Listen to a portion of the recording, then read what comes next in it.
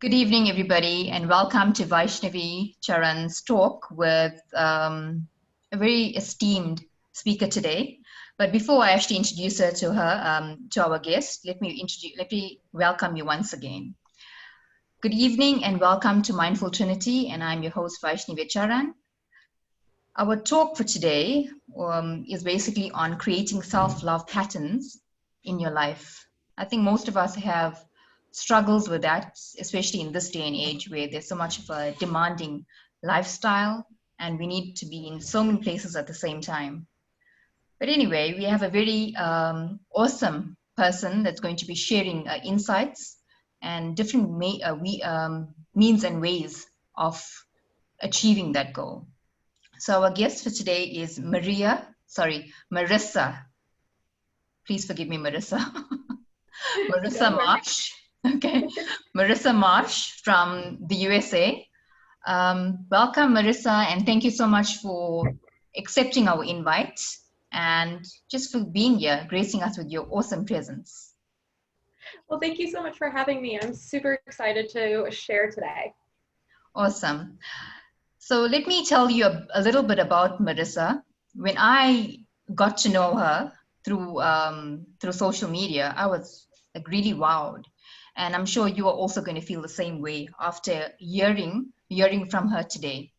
So Marissa grew up in Birmingham, in Alabama. She graduated from the Alabama School of Fine Arts with a specialty in dance. Marissa then moved to Pittsburgh, Pennsylvania, to study modern dance at Point Park University. On her first day of university, Marissa injured herself in dance class. Medical imaging showed a dislocated great toe. We'll actually ask her more about that in a bit. And partially torn tendons. It was estimated that Marissa would need at least 6 months of recovery time on crutches and in a boot, along with physical therapy. Marissa wanted a faster recovery, and so she started exploring multiple avenues for health and performance and rehabilitation. She knew she wanted a big change, which meant focusing on more than just bone and tendon support.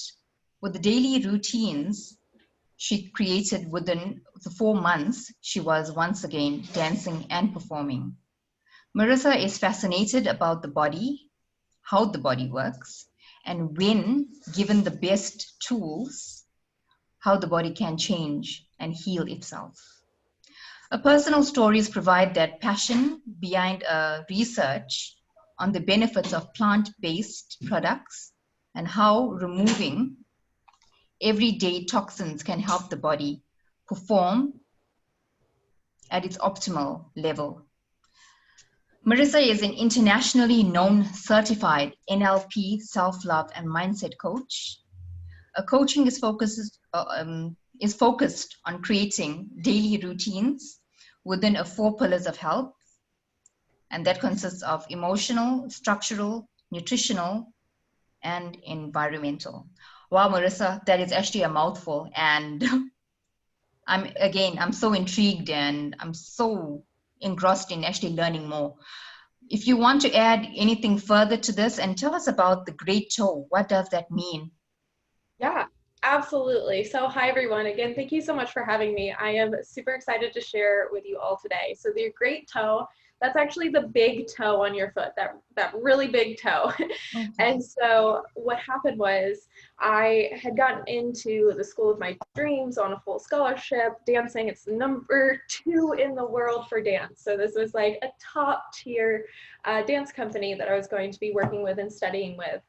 And dislocating and tearing a bunch of tendons in your foot is not what you want to do when you then have just moved across the country by yourself. You're 18 years old, and the doctor comes in and says, by the way, this might be the end of your career. And as you guys heard in my bio, I went to a performing arts high school, so I had already determined this is the direction that I was going. And then going into university, that was the next level. And I had somebody come and tell me, your dream career is over. And I decided it wasn't going to happen. I was going to look at every other option possible. And just because this one person determined in their scope of work that there was no other options, that doesn't mean that I can't find other options and look for other solutions. So that's when I started really developing and creating my own self-love routines that benefited my body on a cellular level. And it wasn't just about healing the foot itself. It was about healing the emotional side of it, making sure that my body didn't have any added stressors going on. And I was also still rehabilitating my other muscles. As if you don't know, dance is a full body workout. So just because my foot isn't working, that still means I have to be keeping the rest of my body in a specific condition. So I was looking at, as you know, my 4 pillars of health, and I was going through each one and making sure I was eating the right food, making sure I was still working out, still staying in my stretch mode, because you have to have a lot of flexibility when you're a dancer as well. And so all of these things, after I was going through them and after I recovered in less than half the time that the doctor said I would, I started recognizing that there were other tools that I had developed that I could teach other people who really think maybe they're hitting a burnout or maybe they're just wanting to up level within their wellness. And so that's where my coaching actually came from, is from taking care of myself and finding tools that worked and worked fast. And then now I get to teach them. Really inspirational. So thank you so much for being here to share all of that with us. And I'm very, very interested to learn more. Because with me being a yoga teacher, sometimes I feel like I'm actually giving more than I'm supposed to. Sometimes I actually also need to take a step back and just allow myself to rest and be. So yeah, I'm actually very, very excited to be educated in this today. So what would you say? What does self-love really mean? Absolutely. So this is one of the biggest questions that I get. And I really think it's about having a high regard for your own well-being and happiness, taking care of your own needs and not sacrificing your well-being to please others, not settling for anything less than you deserve, knowing your values and stating your boundaries and really determining what those boundaries are. So you're taking the time to actually fill your own cup, checking in with your body so that then when you go, and like you said, you're a yoga teacher, when you go and teach those classes, when I go and perform, when I go out into the world, I'm pouring from a full cup and I can pour and serve and share to others without taking it away from me and feeling like I am just completely drained at the end of the day. I want to feel motivated and have more energy to continue working instead of each day dwindling down. So self-love is really creating these amazing tools within your daily life that keep you running optimally. Very, very beautifully put. And I need to take this advice more and more serious. Why? Oh, we all do. Yeah, that's so true. Yeah, thank you so much for enlightening me even more. And I'm sure everyone that's actually online, they also will agree with me. So guys, whoever's online, if you have any questions for Marissa, you can actually start typing it now. So at the end of our discussion, we can actually go on and basically try to answer them for you. And I'm sure Marissa will be more better at it because she's professionally trained in that with life experiences. So Marissa, why is self-love so important? Absolutely. So self-love is really, when we go to make a list of all of the things we love, we don't often mention ourselves. Have you ever thought of that? When we go and we're going, if somebody was like, oh, what are your favorite things? We often have a long list of things and it's not us. And so if it is us, we're usually lower on the list. When we really can't think of anything else, we're like, oh yeah, I do love myself. There is that one thing. So this is what creates the burnout in our everyday life. And burnout can look like several different things. It can look like not sleeping through the night. It can look like not wanting to get up out of bed because you don't have any motivation. It can look like just not feeling happy. And we're going to talk about this later, but happiness, it's an inside job. And so if we aren't taking the time, like I said before, to fill up our own cup, then we have nothing to pour out of. And we have nothing to pour out of, then we can't actually make it through our day. We're just trying to play catch up over and over again instead of being on top of all the things that we dream and desire to do. Oh, wow. Okay. Again, another wow moment for me. So, what does self-love consist of? So great question. So self-love can look different for everyone. I believe it must be a non-negotiable in our life. This means creating a routine that we pour into ourselves and into our body so that we can function optimally. Then we're setting those boundaries to actually do this every single day. So for example, a morning routine can be an act of self-love. Making your perfect cup of coffee, drinking water in the morning, having some real great whole vegetables. And it can be all of these different things. Maybe it's applying essential oils, maybe it's washing your face, maybe it's folding laundry. It's like I said, it can look different for everyone, but what it comes down to is us setting it up as a non-negotiable within our life, something that pours back into us and supports us so that then we can continue on with our day. So personally, I love doing my self-love non-negotiables in the morning. So I have a whole morning routine that I make sure I have time to do before I start taking care of the rest of the things. So before I start looking at the kitchen and realizing that I need to clean the dishes, before I open my emails, before I go through all my phone notifications, I have certain protocols that I go through so that I set myself up so that the day happens on my terms instead of me running and catching up because I'm exhausted from it. Thank you. So, how does one put themselves first without feeling guilty? Because most of the time, when a lot of people basically rely on us for many things. Okay, take for me example, a yoga teacher. I've got my students relying on me, and if I cannot make it to the class on that day, I feel like I let down my students for that time of the day. But maybe I'm actually feeling burnt out, and I really do need some recovery time. And normally I actually do feel guilty because I like to be there for my students because again, as I said, they rely on me. So what advice would you give to someone like me?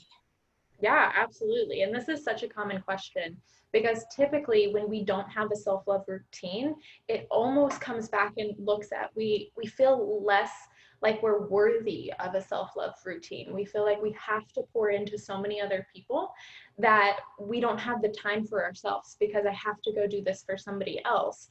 And so because we're so busy, we're usually jumping from one thing to the next. So you want to make sure that you're starting to shift that and start taking care of yourself. And it starts with your mindset, like believing that you can create this self-love routine. One of my favorite quotes that I have ever heard, and I live by this every single day, is if you believe it, you can. If you don't believe it, you cannot. And I think that's so important. So we have to believe that we're worthy of having this self-love routine so that we don't have this burnout that happens. We don't fall below the wellness lines. We're actually taking care of our body so we are functioning optimally and taking that time for ourselves. So one of the best things that I can recommend to you is really looking at your core values and then all your priorities and seeing if they align. And then once you have that written out, it's very important to write these things out. That's how your brain really connects with you, is look at your daily routine. So write out what your general schedule is from Monday through Sunday and see where the holes are and see where there's times. And usually when we've had a burnout experience happen, there's buckets of time that we're just sitting because we're stuck in a decision fatigue state where we are so overwhelmed with all the things we have to do. We have to catch up on X, Y, and Z. We have to run and pick up our friend from the zoo. You know, there's so many different things going on that we can find these buckets of time in our days and start plugging in our self-love routines that connect with our values and our priorities. Just a little bit around that, what you actually mentioned right now, it's all very, very good advice. But how would you advise us not to feel selfish? And sometimes when you feel guilty, as I mentioned, And maybe some people, or maybe someone else basically is so used to getting that type of whatever, maybe behavior or anything of that sort from you. And they feel maybe neglected, that you're not giving them the same amount the next day or the next month or whatever it may be. How would you come across to not feel selfish or seem selfish?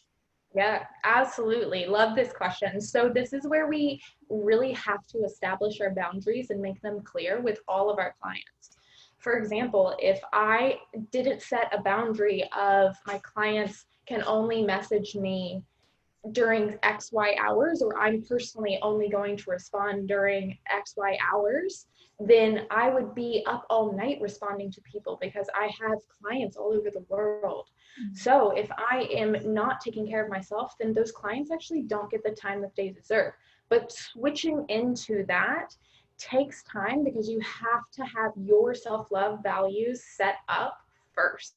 And you have to know what those boundaries are so that you can establish them. I like calling this our foundation. Where are we right now? Looking at all the good, looking at all the bad, and really laying it all out. And so we're clear about it. From there, you have your foundation. This is what you're walking on currently. And then you can grow from there. You can create the next level. So you can create a staircase and start stepping one step at a time up the ladder. So for example, if you're worried about a client not getting the same attention, make it clear to them what attention you are going to be giving them, and just say, hey, this is where I'm creating my self-love routine, and maybe make it a practice and a homework session for all of your clients so that they also create their own self-love routines and they take that time for themselves. So you're still showing up for them, and you're actually giving them responsibility to take it within and take care of themselves as much as they possibly can. What I found is the more that we can take responsibility of where our foundation is, where we are today, the more we can grow and up-level ourselves and create more of an amazing transformation. Because if we don't know where we are, then we can't take responsibility for it. Wow, very beautifully put. So yeah, again, thank you. I'm just so grateful for all of this beautiful answers. It's just to put it into practice now. So how would you advise us? How does one develop self-love or self-love routine? Okay, so this was one of the things where I thought it had to be something huge and elaborate, and it was going to be this amazing thing that I stepped into, and I was going to walk out every morning with a flower crown tiara and a beautiful robe, and really it just looks like creating the happiness on the inside. So it's not these big elaborate things, it's more of these small things that add up to a big thing. So there's several ways to develop a self-love practice, but it really starts with creating the routine. So like we talked about before, looking at where your foundation is, looking at where you are right now, looking at where you want to go, and then listing those action steps that you can kind of bridge that gap. You can create the staircase to that next level, and then repeating those actions every day. And it usually takes about 66 days to set a routine in place where you aren't having to think about it every single day. So I have 3 of my favorite ways where you can develop a self-love routine that are super simple, and they actually don't take time away from your busy schedule, because I know we're all super busy, and that's one of the biggest things that I hear is I'm too busy to take care of myself. So I came up with 3 really simple ways that you can start really loving on yourself without taking time away from your day. You ready to hear them? Okay, so the first one, I like to call this my toothbrush dance party. So in the morning, we all brush our teeth in the morning. And so when we are brushing our teeth, usually we have our eyes closed. We're kind of hunched over. Mm-hmm. We're kind of just like not awake, mm-hmm. Really not here for the world. We're still in dream state. So instead of that, I want us to switch and maybe put on our favorite music in the morning, something that makes us smile. And if you're in a house where you have other people sleeping, put in some headphones so you can still have your music. And while you're brushing your teeth, have a dance party. So this music makes you want to move your shoulders around, move your hips around. The goal with this is to make yourself smile or giggle at yourself. Yeah, because once we do that, that actually triggers the brain to release the happy hormones inside of you, which sets your day up. You've already had a happiness started. It's already started for your day right in the morning. It's one of the first things you do. So that's what you can do every single morning, and you're already brushing your teeth. So it's not like I'm asking you to do something different. It's already while you're brushing your teeth, you're just having a little dance party. So that's the first one. The second one, I like to call this delete, delete. And this one is really focused around your mindset and how you're talking to yourself. So a big thing with creating a self-love routine is actually watching what you're saying to yourself. We usually talk not so nice to ourselves, and we don't want other people to hear what's going on in our head. So anytime that you catch yourself saying something negative to yourself, I want you to say delete, delete, and then say the positive version. So, wow, I'm so stupid. Delete, delete. Wow, I need to learn a new way to do this. Yeah? So you can say delete, delete as you're like, nope, that is no longer what I believe. I'm creating a new belief within myself. And again, that's something that you can do within seconds, and you can continue that throughout your day. So you're constantly creating and telling yourself new positive things about yourself, which is leading up to my third thing. At the end of the day, when you're going to sleep, we want to create a gratitude practice. So when you lay your head down at night, typically we run through all the things that went bad, or our busy schedule the next day, or the things that we did not get done. I want us to stop doing that. What I want us to do is actually list the things that we're grateful for. So if you notice that you were saying the same thing over to yourself throughout the day that was negative, and you really needed to switch that, be grateful for your ability to switch that mindset. So be grateful for expanding your mind. Be grateful for the ability to heal while you're sleeping. Be grateful for the water that you drank that day. You know, simple things that aren't elaborate, things that happen throughout your day that make it a little bit better. Like, I'm currently drinking an amazing latte. I'm so grateful for this latte right now. So something simple that you can tell yourself at the end of the day, and just 3 things is all I ask that you do at the end of the night. So to recap those 3 self-love practices that don't take time away from your day, you have a toothbrush dance party in the morning. Throughout your day, you're doing your delete, delete and saying the positive. And then the third one is you have a gratitude practice where you list 3 things once your head hits the pillow. And so with doing these things, you're actually shifting how your body functions from a negative mindset to a positive mindset, which then helps the self-love practice stay in place because your self-worth is rising because you're loving on yourself. And then at the end of this, once you're doing this every single day, when somebody asks you, what's something you love? You can say, I'm very grateful that I love myself. And it doesn't feel weird. It feels like you're coming home, like you're warm inside and happy. And it's an inside thing. It's not something from the outside. It's nothing big and elaborate. It's something you did for yourself. Absolutely awesome. I'm just so, I can't find the word in my dictionary. I need to look at it now, right now. I'm just so grateful for this. And you know what, with the whole gratitude thing, I'm sure you maybe heard of the book called The Magic by, I think it's Rhonda Byrne. Okay. So she's basically got a 28-day gratitude practice. And the magic of gratitude, well, the magic comes from gratitude. And I've been practicing, each time that I practiced it, I saw magic happen. With me coming into contact with you and the rest of the women this month, it's also magical. And I'm very grateful for that. So just to recap everything that we discussed in our talk or discussion, you mentioned taking care of your needs, setting boundaries, pouring from a full cup instead of an empty cup. Also non-negotiable stuff is like creating a routine.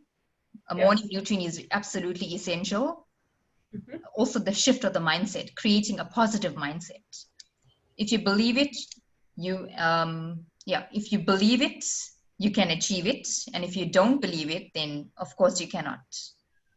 And setting your core values and see if it aligns establish boundaries. The foundation is the most essential. Once you actually have your boundaries set, your foundation set, everything else basically takes position. And taking responsibility for everything that you do and you say, because all of that adds value to who you really are. Again, creating the routine. So you said basically the three things: favorite music, dance party with brushing your teeth in the morning, starting your day with a smile. Watching what you say to yourself, and if you say anything negative, delete instantly and do a mind shift, so something more positive. Yes.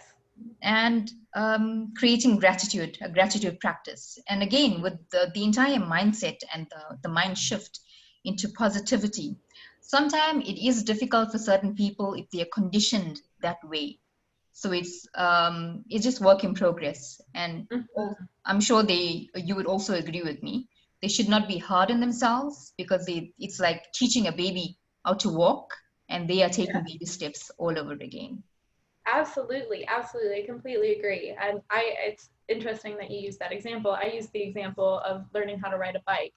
You don't jump on a bike and immediately know how to do it. You have to practice.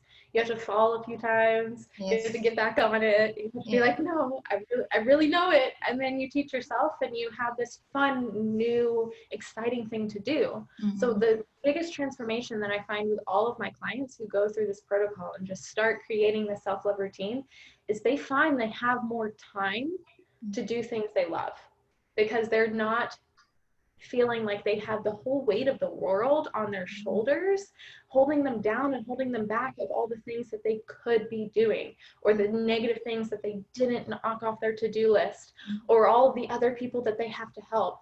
They have the time to take care of themselves, which gives the time and energy into their body so that they can accomplish all those things in a more routine way, so you're not overwhelmed and burn out, and you can do more.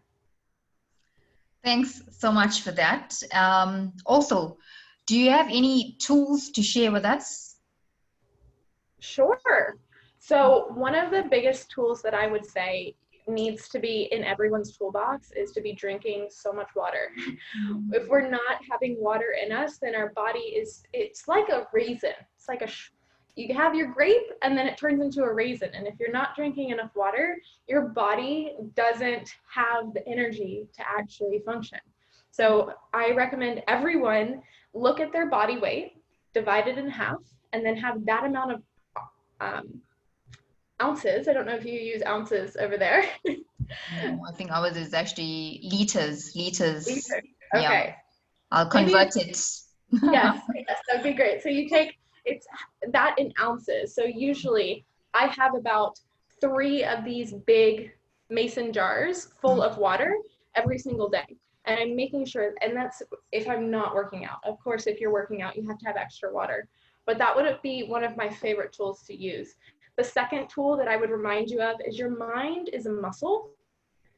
So if it's a muscle, we have to condition it and work with it.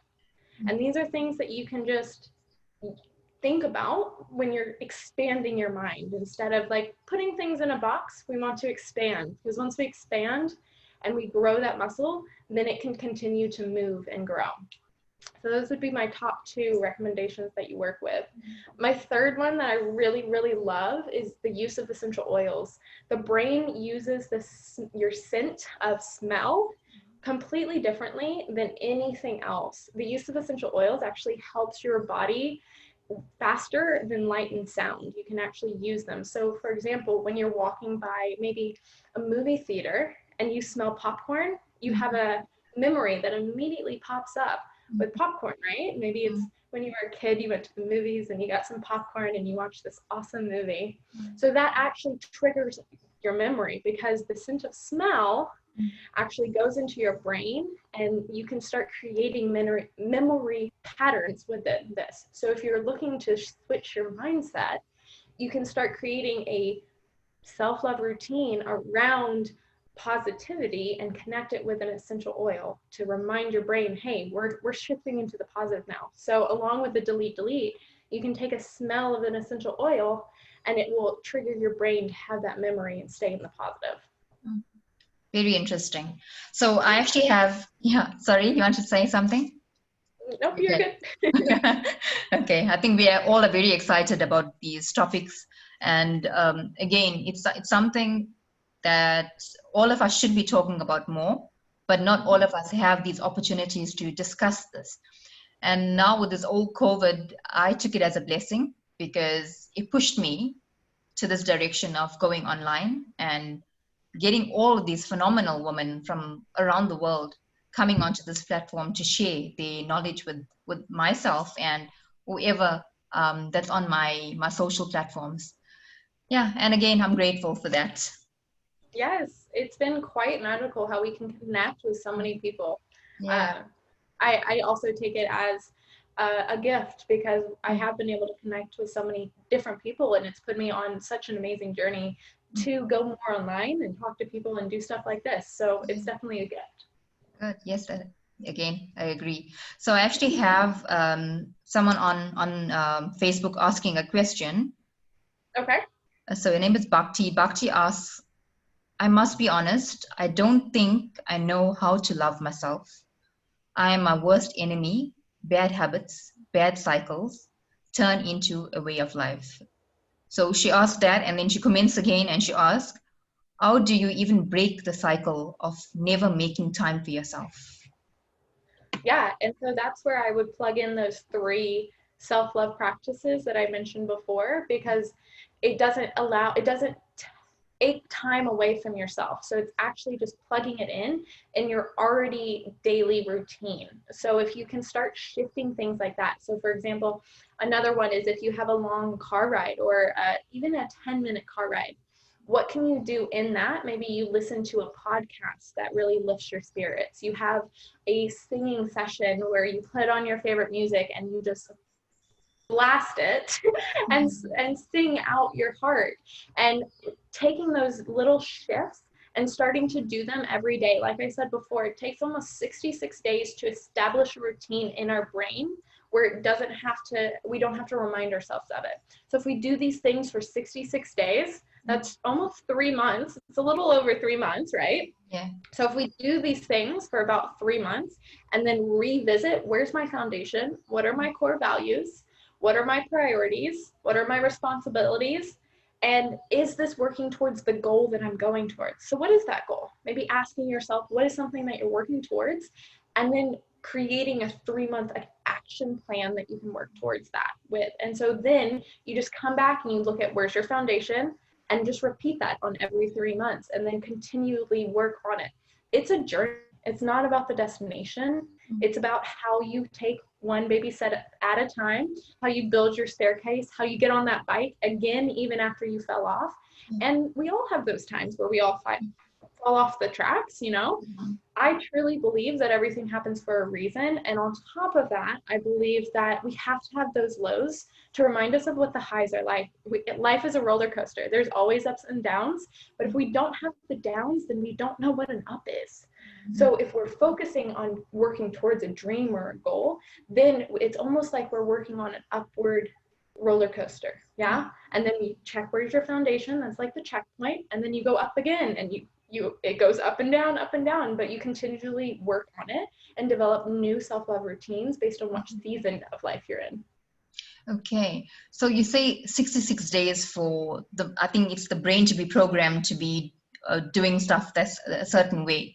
What happens? I know you did speak about the highs and lows, and sometimes after you do have the down days and the up days and all of that. But during that 66 days, what if you do fall off the wagon and you don't really have the motivation or the inspiration to get back on? Sometimes we actually harden ourselves. Yeah. That's why you need a coach. Right there. Okay. You need that accountability. So if you don't have a coach that you can work with, then find a friend that you can connect with, and they can be like, hey, how are you doing? Like, let's have a weekly check-in where we look at what we're working towards. We look at our self-love routines, and they actually hold us accountable for that. So that's another way you can do this. For example, when I have somebody come to me and they want to work towards some fitness goals, the first thing I say is, can I be your accountability buddy? Mm. Or do you have somebody in your life that can go running with you or can go to the gym with you? So they have that accountability, because it's hard to do it alone. It's not fun either, because once you hit that down point, it takes a lot of motivation within your body. And if you have a bunch of other stressors in your life, then you need that accountability, that coach to be like, hey, let's go. We have some goals to work on. We are working off this foundation and on to the next level of the foundation. And so that's what I would recommend. If you're somebody who notices that you fall off the wagon often, or if you notice that you don't finish projects, you totally need a coach. Okay. It's like positive association, like-minded people. Correct, Wow. exactly. I know you did give us tools, I mean, all verbal. Do you have anything written that maybe our viewers can actually go on and help them to keep track of anything? That's a great idea. I should create that. Okay. You can definitely go and check out my website. I have a few blogs that talk about really creating self-love routines and shifting your mindset and different ideas just to think about. If you're hitting those low points, then there's added stressors that maybe you aren't thinking about. So you can look at, number one is in your environment. There could be toxins hiding in your environment that are actually slowing you down, not letting you sleep, creating mental fatigue, creating hormone imbalances. So those are added stressors where you could be doing amazing, and it's just your environment is slowing you down a little bit. So again, if you check out my blog, it's EssentialJuniperCo, and we can write this out.com. Yes, please do that. You can actually comment on the comment section for them to actually. Absolutely. I will tag my blog in the comments, and there's some great tips, and then I have classes and videos on there as well that you can look at. Oh, wow. Thank you so much. We already come to an end. It's so interesting. I don't want to stop, but we have to. But I'm sure we will have more topics. We'll keep in contact, and let's see what our viewers want for the next discussion. And I'm sure, again, we'll be doing more of this. Thank you so much, Marissa, for accepting our invite and being here with us. Let me just double check if there's any further questions before we call it an end. Sounds great. And if anyone has any other questions and they're catching the replay, feel free to put them down in the comments and I can absolutely respond. Yes, please. You can just comment replay, you can hashtag it, and you can actually just mention Marissa's name. Marissa is on our page as well, so she will be able to go on and answer them. Again, thank you so much, Marissa, and thank you so much, guys, for tuning in. And hopefully you enjoyed it. I know I did. And yeah, we'll see you next month. Next month is Heritage Month in South Africa, so I'm also going to be planning more events. Just to end our Women's Month, we had loads of phenomenal, inspirational women globally come onto this platform, sharing all of the knowledge and their tools, experiences, and basically everything, all in one, all holistically given to us very kindly. They shared their time and their knowledge with us. So I'm actually very grateful to